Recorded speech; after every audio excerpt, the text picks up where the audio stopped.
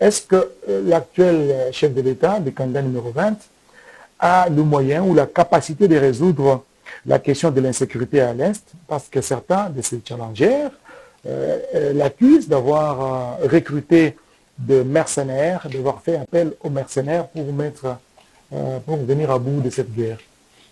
Je sais à quoi vous faites allusion. Il y a un des challengers du président Tshisekedi qui a parlé de mercenaires.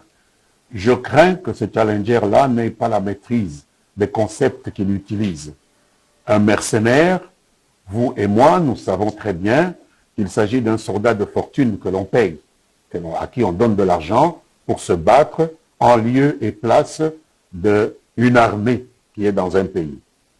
Tel n'est pas le cas de ce que nous avons vécu ou que nous vivons en République démocratique du Congo. Nous avons une armée que le président Félix-Antoine Tshisekedi a trouvée dans l'état dans lequel elle se trouvait. Il a essayé de lui donner des moyens de monter en puissance avec une loi de programmation militaire que nous avons votée au Parlement il y a quelques mois et qui a besoin d'être formée. Et dans cette formation, le président, qui est le commandant suprême des forces armées, fait appel à diverses capacités qui peuvent venir de l'extérieur. L'instruction militaire, tout comme l'instruction des civils.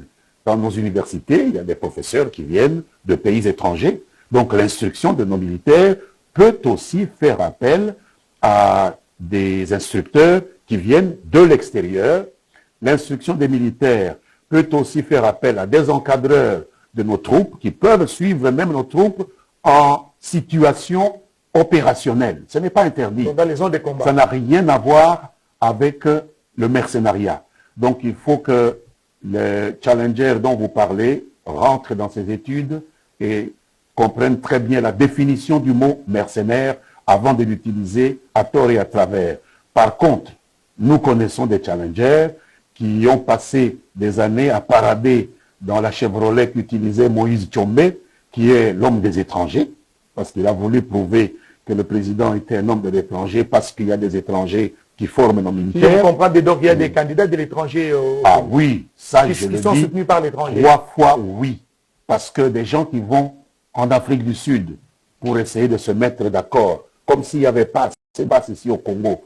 Nous sommes quand même un pays qui a de l'espace à revendre. Et il faut aller en Afrique du Sud, travailler avec une fondation sud-africaine qui s'appelle ITI, avec la fondation Kofi Annan, la même qui a été à Genève en 2018, pour essayer de trouver un candidat unique. Oui, oui, pour trouver un candidat de l'opposition, sans même trouver à convaincre ses amis et faire une arnaque en prétendant qu'il a été choisi comme candidat alors qu'il y a eu des démentis en cascade et n'en revenir, partir à 5 et ne revenir qu'à 2, passez-moi le mot, mais nous sommes là devant une mascarade que je ne pourrais pas qualifier. La mère Mendé, puisque vous parlez de ces challengers, vous soutenez le candidat numéro 20, Félix-Antoine Tshisekedi Tshilombo, à l'élection présidentielle du 20 décembre prochain. Face à lui, il y a une vingtaine de candidats présidents de la République. Est-ce que vous n'avez pas peur? Je ne pense pas que nous ayons des raisons d'avoir peur de qui que ce soit. Dans la mesure où le président Félix Tshisekedi est le seul des 26 candidats qu'on nous a annoncés à pouvoir présenter au peuple congolais un bilan. Ce bilan, je peux vous le décliner en très peu de mots. Allez-y rapidement. La gratuité de l'enseignement fondamental, qui a vu 5 millions de nos enfants accéder à l'enseignement de base. Chose impensable il y a quelques années. Je le dis en connaissance de cause, j'ai appartenu à plusieurs gouvernements. La Constitution nous obligeait à offrir cette possibilité à nos enfants. Nos gouvernements respectifs n'ont pas eu le courage et la détermination nécessaire pour pouvoir mettre en œuvre cette politique de gratuité de l'enseignement de base que Tshisekedi a mis en œuvre. La politique de la santé universelle, qui vient d'être lancé et qui commence par le soutien à l'accouchement de femmes dans certaines provinces les plus populeuses comme Kinshasa. Vous parlé de la gratuité des maternités. La gratuité de la maternité. Nous avons parlé de la montée en puissance progressive des forces armées avec la loi de programmation militaire. Il y a des investissements publics, parce que je dois vous rappeler tout de même que Félix Tshisekedi, lorsqu'il arrive au pouvoir, passe 2 ans en chamaillerie tout à fait oiseuse. Avec les FCC. Avec le FCC auquel j'appartenais. Et ne dirige pas. On s'est abîmé pendant 2 ans en des chamailleries avant qu'il ne puisse renverser la table et créer cette vision qu'il a appelée l'union sacrée de la nation. Donc 2 ans de perdu sur les 5. Ensuite, Félix Tshisekedi confronte la pandémie à Covid-19 qui a ravagé le monde entier. Un mal qui a réduit à sa plus simple expression même des États les plus puissants dans le monde. Après cela, comme si cela ne suffisait pas, est venue l'agression du Rwanda contre l'Est de la République démocratique du Congo, à laquelle nous nous trouvons aujourd'hui confrontés. Et donc, on peut dire que sur les 5 ans, Félix Tshisekedi n'aura pu travailler que juste 1 an et demi, 2 ans. Mais qu'est-ce qu'il a pu faire en matière d'infrastructure? Je peux vous citer, étant fils de paysan moi-même, étant ressortissant de l'intérieur, d'une circonscription de l'intérieur, j'ai souvent l'occasion d'aller à l'intérieur du pays. Je vous dis qu'on peut parler de la route nationale numéro 1, qui part d'ici jusqu'au Katanga, qui traverse le pays de part en part. Près de 400 kilomètres asphaltés. Si vous avez le prix de l'asphaltage d'1 kilomètre de route, vous multipliez par 400. Mais ce n'est pas encore suffisant parce que la route traverse. C'est une route de 2000 kilomètres. Voilà. Mais il vaut mieux commencer déjà avec les 400 que rien du tout. Nous mettions plus d'1 semaine pour venir du Kasaï vers Kinshasa. Aujourd'hui, ça se compte en 48 heures, voire même 72 heures. C'est quelque chose, c'est une avancée. Je peux vous citer la modernisation de l'aéroport international de Kolwezi, qui est la capitale mondiale du cobalt, où certains candidats ont... estiment que les travaux ont commencé sur Kabila. Même si ça a commencé, mais on n'a jamais modernisé cet aéroport. Il fallait atterrir à Lubumbashi et faire la route jusqu'à Kolwezi. Maintenant, vous pouvez quitter même Dar es Salaam, quitter Johannesburg et atterrir à Kolwezi directement. Nous avons besoin de faire venir des investisseurs directement vers la capitale mondiale du cobalt. Ça, c'est Félix-Antoine Tshisekedi. Félix-Antoine Tshisekedi a, ici à Kinshasa, modernisé certains tronçons. Aujourd'hui, vous pouvez quitter la ville de Kinshasa et vous rendre à Kimwenza. Ça fait au moins 20 ans, vous comme moi qui vivons à Kinshasa, nous ne pouvions pas arriver à Kimwenza. Vous voulez faire allusion à la route Zolana? À la route Zolana, qui part du côté de l'université. Félix Tshisekedi a construit un pont de 160 mètres sur la rivière de Tchikapa, dans le Kasaï. Et je vous informe que lorsque je me suis rendu à l'Office des routes pour me renseigner comme député national sur les projets de ponts qui doivent être jetés dans ma circonscription, on m'a présenté 301 ponts commandés, achetés, payés, rubis sur l'ongle. Mais qui ne sont pas encore posés. 100 sont en train d'être posés sur les 301. 201 sont stockés, 100 sont en train d'être posés. Et si cela, c'est rien, vous pouvez en juger. La mise en service de certains tronçons routiers qui ont été abandonnés, laissés complètement à l'abandon.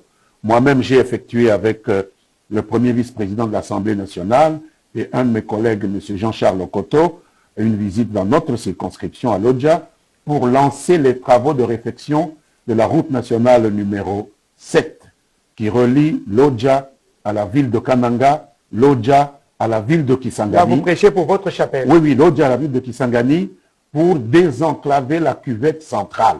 Si ça, ce n'est pas le développement, mon cher Oscar, vous me direz ce qu'est le développement. D'autres infrastructures ont été élaborées. Le poste frontalier de Lufu, modernisé. Le poste frontalier de Kasumbalesa, modernisé. Des hôpitaux militaires de référence, ici à Kinshasa.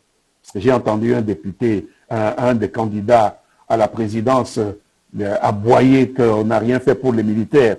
Mais les hôpitaux militaires de référence du camp Kokolo, du camp Tchachi, ont été modernisés. L'hôpital de référence qu'on appelle Mamayemon, le plus grand centre hospitalier du pays, aujourd'hui est en train d'être reconstruit de fond en comble. Lorsque vous irez là-bas, je ne pense pas que vous reconnaîtrez les meubles tels qu'ils étaient. Il y a l'érection du centre des finances à la Gombe, qui est un véritable joyau d'architecture. Avec les deux tours jumelles. Les tours jumelles, comme Manhattan, hein. qui rappellent un peu Manhattan ou le centre de défense à Paris. Donc tout cela a été fait dans ce contexte de complications avec Covid, avec l'agression rwandaise, avec les problèmes que nous avons connus du FCC Cash. Donc c'est vous dire que c'est quelqu'un qui est voué effectivement au développement de son pays. Et il mérite un deuxième mandat. Et il mérite qu'on lui donne la possibilité d'achever ce qu'il a si bien commencé. Et comment vous interprétez la phrase que le candidat président de la République, le candidat numéro 20, Félix-Antoine Tshisekedi Tshilombo, lors de son discours sur l'état de la nation devant les deux chambres du Parlement réunies en congrès, il a dit les Congolais ont à opérer un choix entre répartir à zéro et préserver les acquis. C'est exact. Je pense que tout ce que je viens de dire constitue des acquis indéniables. On ne peut pas nier que nous sommes là dans un processus positif de développement et d'émergence qui se met en place de manière très volontariste. Alors, puisqu'une élection, c'est un choix, puisqu'une élection, c'est la gestion d'une valeur que nous appelons liberté, les Congolais sont libres d'accorder leur voix à Félix Tshisekedi ou à un autre.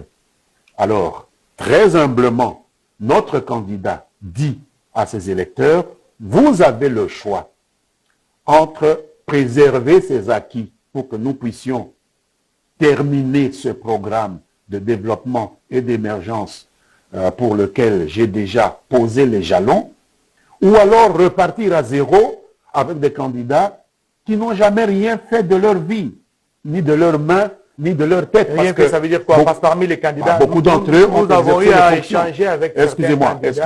Oui. Beaucoup d'entre eux ont exercé il y a des fonctions. Des commerçants, ils ont des consultants, ils ont été non, pas seulement à la base de plusieurs réformes. Pas seulement commerçants. Un commerçant ne fait pas de réformes. Beaucoup ont été à la tête du gouvernement. Certains ont été gouverneurs des régions les plus riches de ce pays et nous n'avons rien vu qu'un enrichissement personnel. Il faut faire attention. Ce n'est pas avec ça qu'on développe un pays. Ce n'est pas en s'en mettant plein les poches que vous développez un pays. C'est en donnant au peuple les facilités telles que je viens de vous les énumérer ici et que eux seraient bien incapables d'énumérer pendant les 12 ans, les 8 ans que les uns et les autres ont fait, soit à la tête du gouvernement, soit à la tête de la province la plus riche de cette République démocratique du Congo. Monsieur Lambert Mende, vous êtes suivi partout à travers la République démocratique du Congo et le monde, spécialement à Lodja, dans votre circonscription électorale dans la province du Sankourou. Je rappelle que Lodja, c'est une circonscription qui a 4 sièges, n'est-ce pas? Exact. Et vous allez compétir, vous n'êtes pas le seul candidat à Lodja.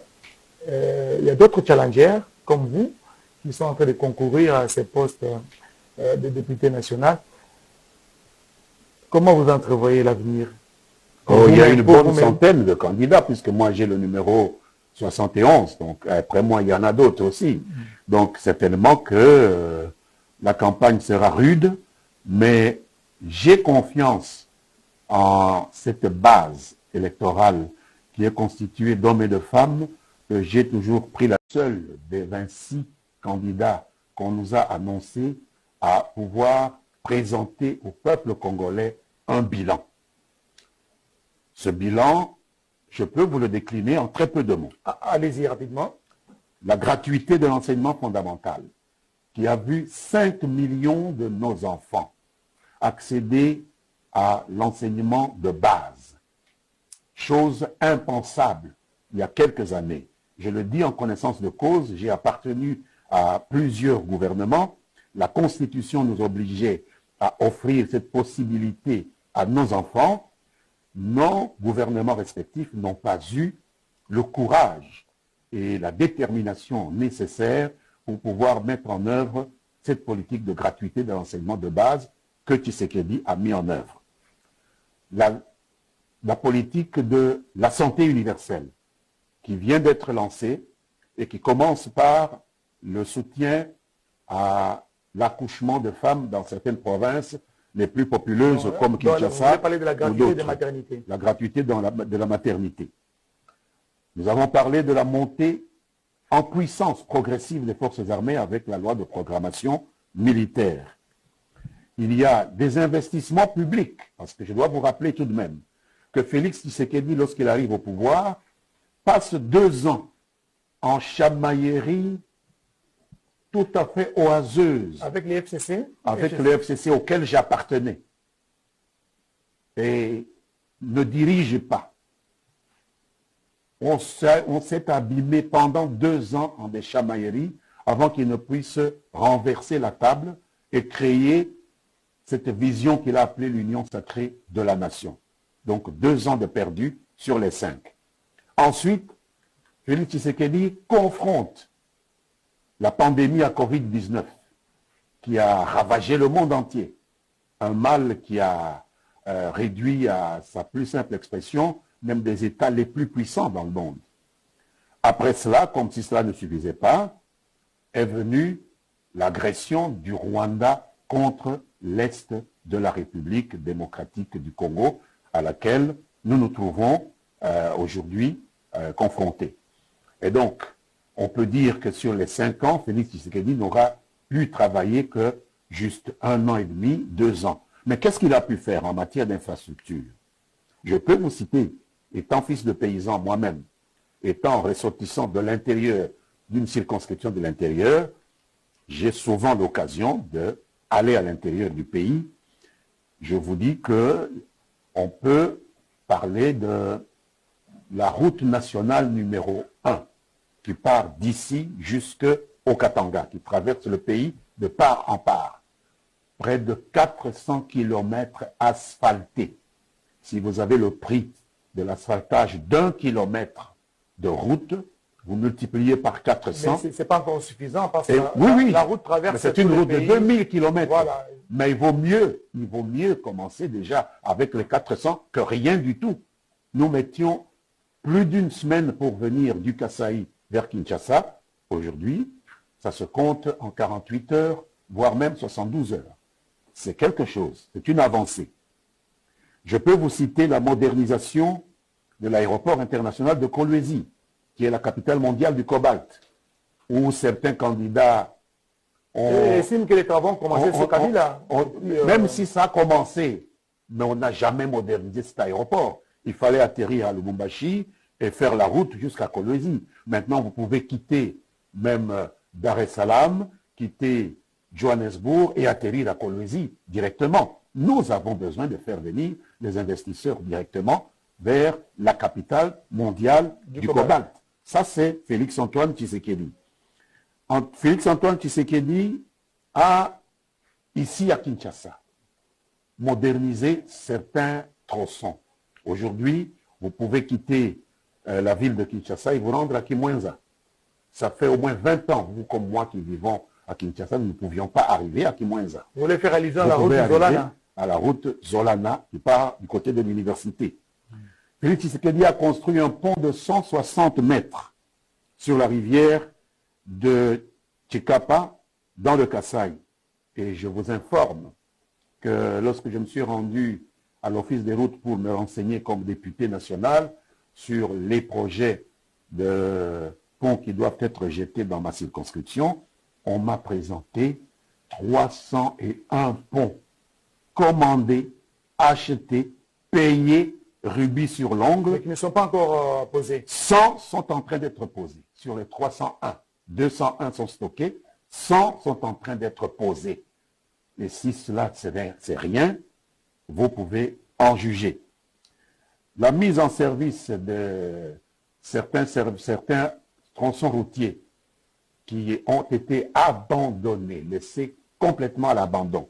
Moi-même, j'ai effectué avec le premier vice-président de l'Assemblée nationale et un de mes collègues, M. Jean-Charles Okoto, une visite dans notre circonscription à Lodja pour lancer les travaux de réfection de la route nationale numéro 7 qui relie Lodja à la ville de Kananga, Lodja à la ville de Kisangani. Là, vous prêchez pour votre chapelle. Oui, Lodja à la ville de Kisangani pour désenclaver la cuvette centrale. Si ça, ce n'est pas le développement, mon cher Oscar, vous me direz ce qu'est le développement. D'autres infrastructures ont été élaborées. Le poste frontalier de Lufu, modernisé. Le poste frontalier de Kasumbalesa, modernisé. Des hôpitaux militaires de référence, ici à Kinshasa.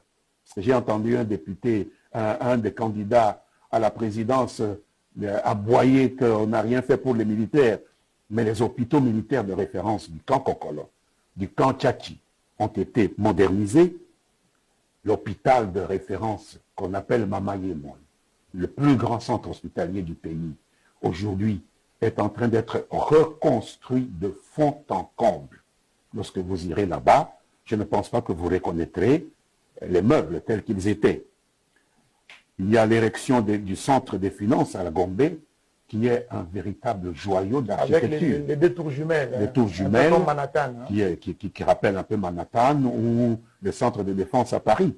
Donc tout cela a été fait dans ce contexte de complications avec Covid, avec l'agression rwandaise, avec les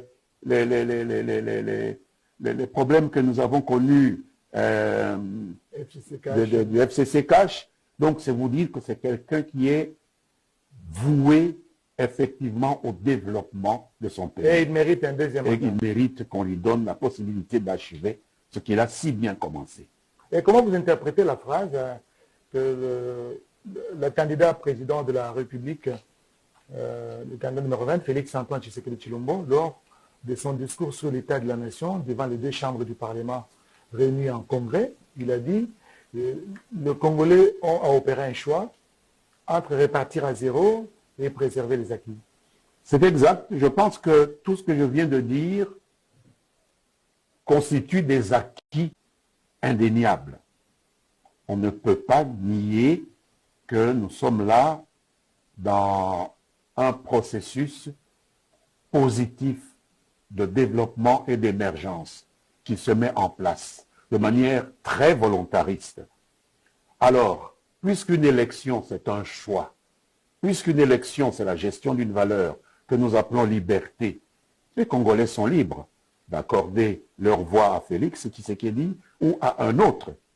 Alors, très humblement, notre candidat dit à ses électeurs, vous avez le choix entre préserver ces acquis pour que nous puissions terminer ce programme de développement et d'émergence pour lequel j'ai déjà posé les jalons, ou alors repartir à zéro avec des candidats qui n'ont jamais rien fait de leur vie, ni de leurs mains, ni de leur tête. Rien que ça veut dire quoi? Parce que parmi les candidats, beaucoup d'entre eux ont avons eu à échanger avec excusez-moi, oui. Beaucoup d'entre eux ont exercé il y a des fonctions. Des commerçants, ils ont des consultants, des fonctions.